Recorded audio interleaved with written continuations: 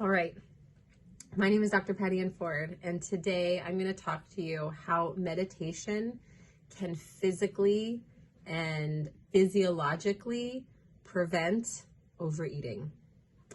Meditating at its best is a relaxation exercise to bring yourself into the present, trying to remove distressful stimulation.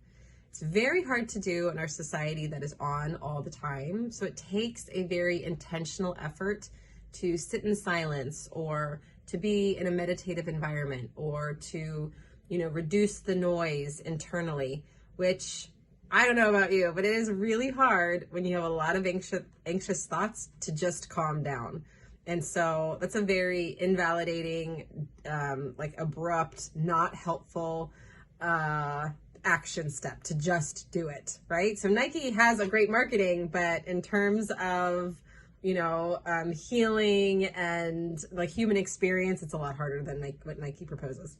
Anyway, a lot of research done, I'm looking down at my notes, in the 1960s was shown, they actually did brain scans of the different parts of your brain into two different groups. So they looked at live human brains and they did a lot of, what is it called? I'm looking for the name of the brain scans.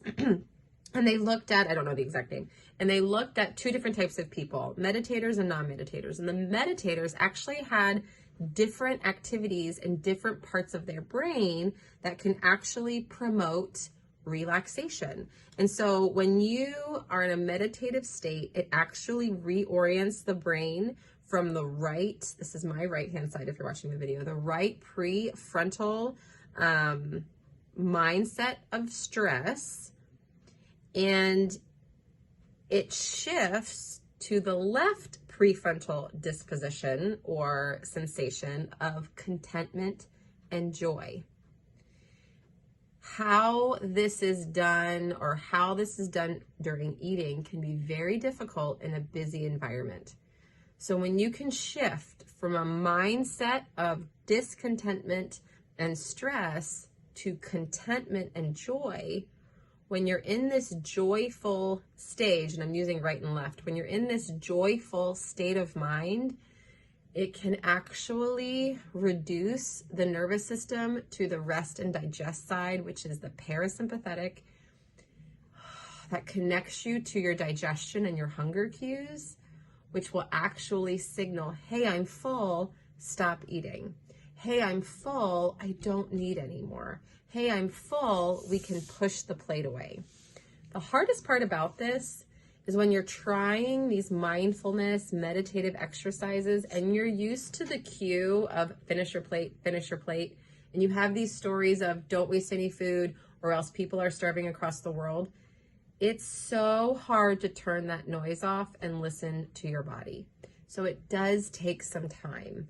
So meditation outside of the meals is good to practice first. So when you bring it into the meal, then you'll start to navigate what stories are at the meal that are interfering with my consistent and strong, stable practice of meditation. So a lot of times with my clients, we'll practice a meditative exercise outside of a meal because the meal is one of the most triggering environments to be in. That's where you're overeating. So we don't want to just play with fire to begin with. We want to start to practice meditation, I like to say de-accelerating the brain outside of it. Now, sometimes it's really hard to slow down a fast brain. So you're going to have to find different tools and different exercises that work for you. And as I navigate that with my clients, everybody is so different.